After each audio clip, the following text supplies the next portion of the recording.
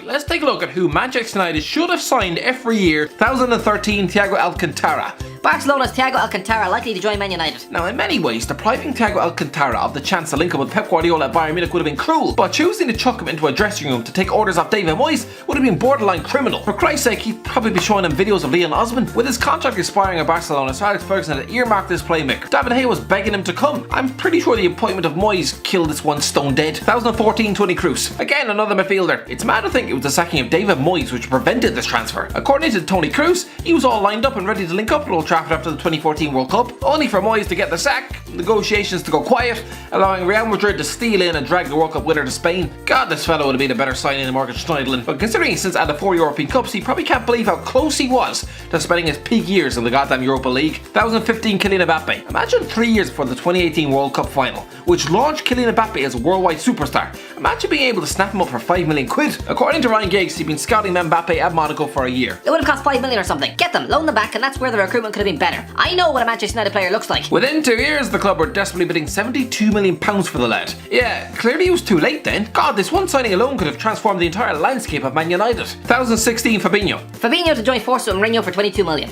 Yeah, here's Man United ruining the failure to sign another Monaco starlet. In 2016, Fabinho was all set for Old Trafford. His wife was endorsing a switch on Instagram. It didn't happen, and so Mourinho instead watched his distracted club chuck £80 million down the throat of Paul Pogba. Well, who would you rather have now? 2017 Raul Jimenez. Man United and West Ham expressed interest in Benfica star Raul Jimenez. Look, I'm not knocking Romelu Lukaku. Top player, but often prone to inconsistent goal droughts. And clearly the lad is a sensitive soul. Maybe that's why he's already quit 5 clubs by the age of 26. Raul Jimenez was a risk, having failed to really set the fire alight at Benfica. But hey, they've been watching Victor Lindelof at that club for a year. They should have known he was a good player. Had they signed Jimenez, I think he'd have been a better fit for the club than Lukaku. He reminds me of a prime Dimitar Berbatov. 2018 Pierre-Emerick Aubameyang. This was a classic example of Man United looking in the wrong place. Fair enough, Jose Mourinho wanted extra firepower, hence the massive wages chucked at Alexis Sanchez's head. But in January 2018, clearly Aubameyang was up for sale at Borussia Dortmund. Would it not have made more sense to spend £60 million on him? And if you think that's too much money, Harry Maguire cost 20 million more. You might say Aubameyang was too old. Lads, he was the same age as Van Persie was when he signed. He'd have been perfect. 2019 Philip Coutinho. Yeah, remember when Man United were sniffing around Philip Coutinho? I'm not sure. Maybe this would have been a dud signing, but